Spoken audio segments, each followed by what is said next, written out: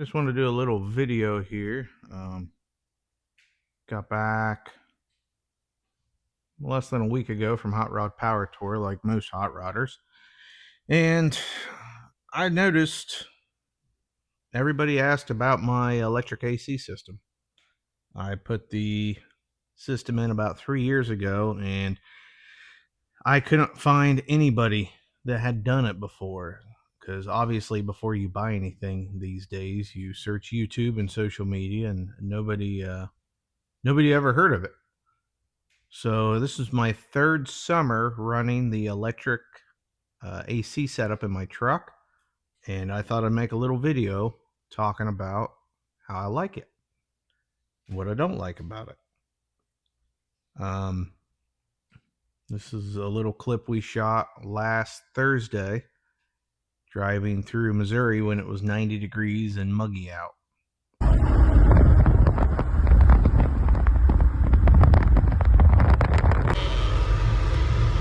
So here we are in the middle of Missouri. It's like between 88 and 92 degrees out. And this is my third summer running my electric compressor AC unit. I think it was like $492 or something stupid. And I gotta tell you, I'm really impressed with it. This is our third summer. It works. I've had to recharge it once. I don't think that's any fault of the unit.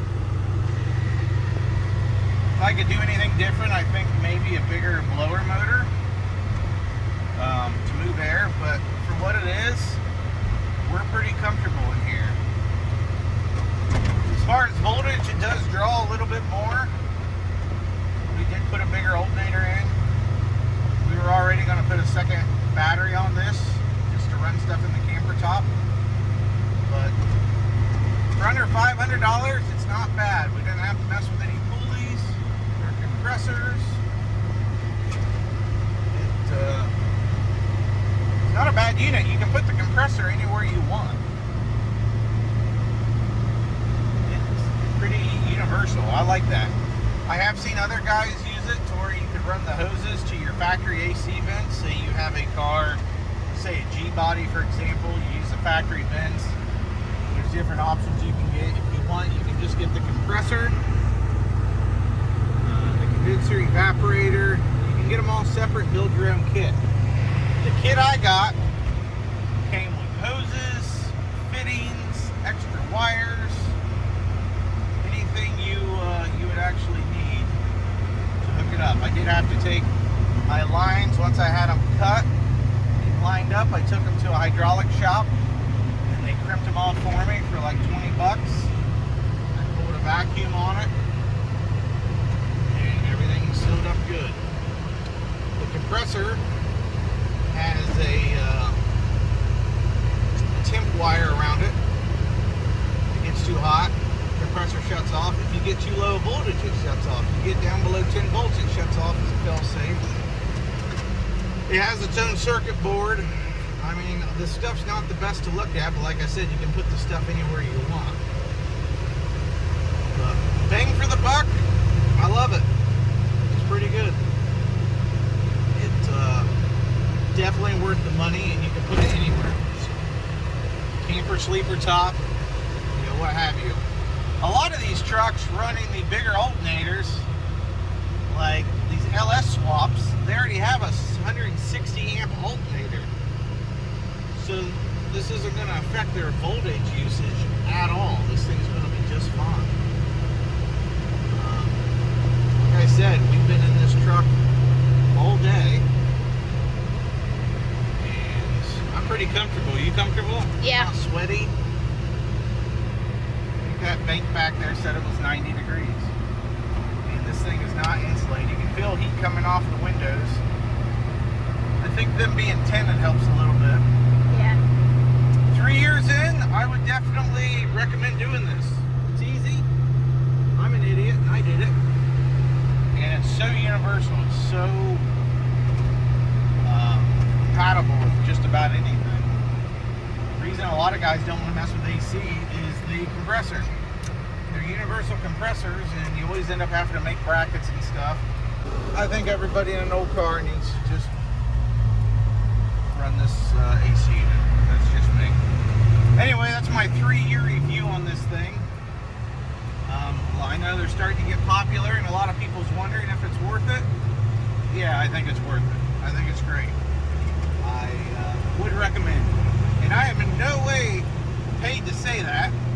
I'm just a cheapskate, and I think everyone else needs to be cheap. So, that's one frugal mechanic to another. Electric AC unit. It works.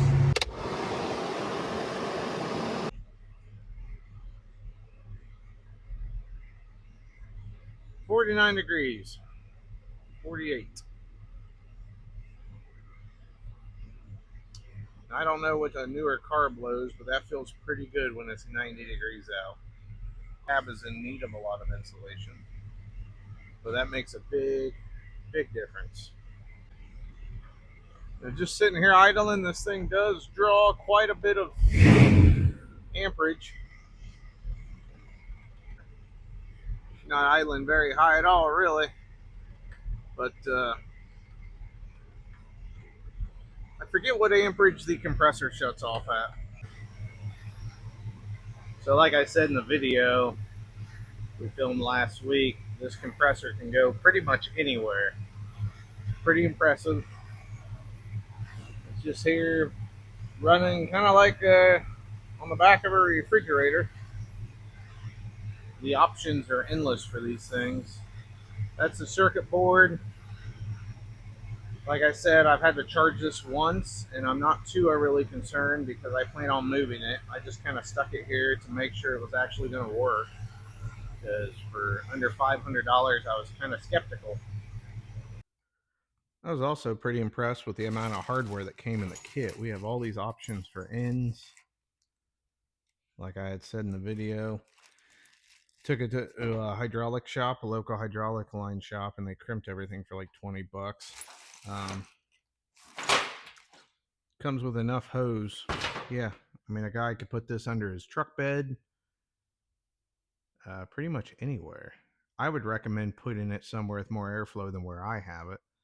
Like I said, it's been 3 years. I've had no issues. Everything else is up here under the grill. Let's see, I got my other fan and condenser. And yeah, sometimes on the hotter days it actually helped cool my radiator. So, yep, 3 years. I'm happy with it.